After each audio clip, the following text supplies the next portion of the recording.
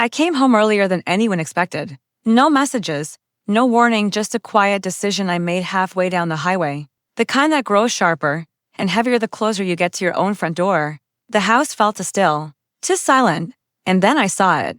My daughter, my only child, on her knees, shaking, her father-in-law's fist wrapped in her hair. His voice was low and threatening, soaked in the arrogance of a man who'd never been challenged. "Now I'll teach you," he growled, "how a real woman should act in her husband's house." He didn't finish because that's when he saw me. In that single second, something inside him cracked. He didn't let her go. He didn't apologize. He just froze, calculating how much I'd seen, how much I already understood, and how much danger he was suddenly in. I didn't speak.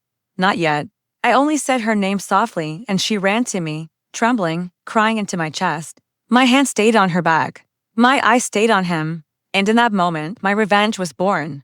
I had met him years earlier before this house, before marriage tied our families together. Back then he was charming, almost too charming. The kind of man who smiled with practiced warmth and talked like he'd never heard the word no. When my daughter married his son, I thought I was giving her stability. I was wrong.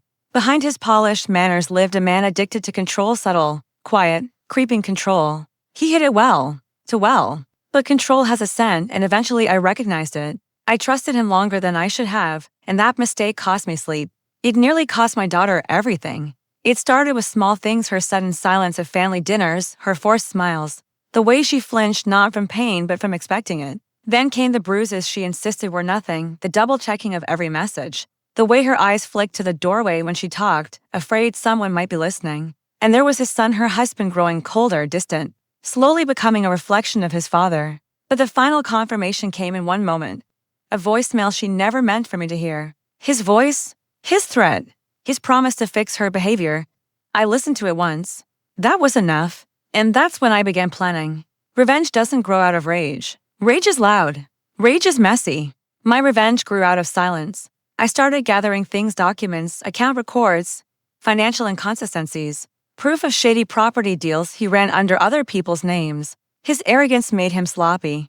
His confidence left trails. I befriended people he looked down on. I listened to the ones he ignored.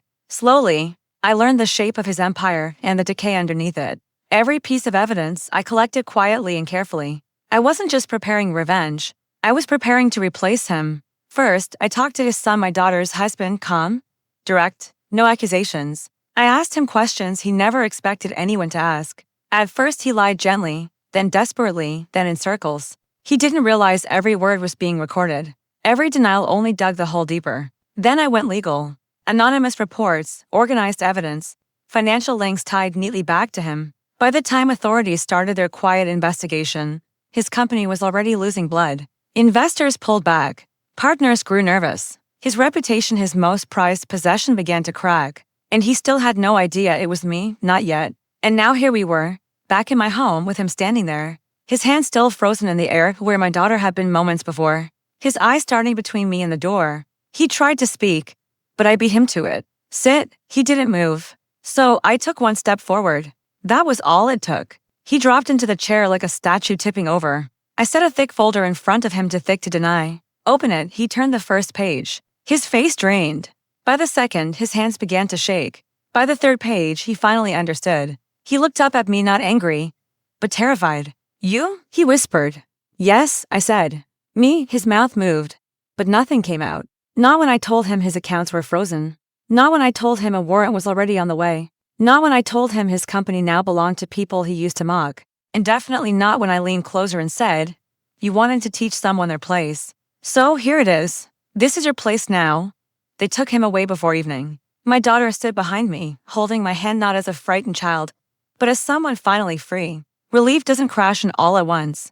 It arrives quietly, like the moment after a storm when you realize the roof is still there. I didn't celebrate. Revenge isn't a celebration. It's a correction. And when everything settled, one truth remained. He didn't just lose. He finally understood exactly who took his place. Me. And I didn't have to raise my voice to make it happen.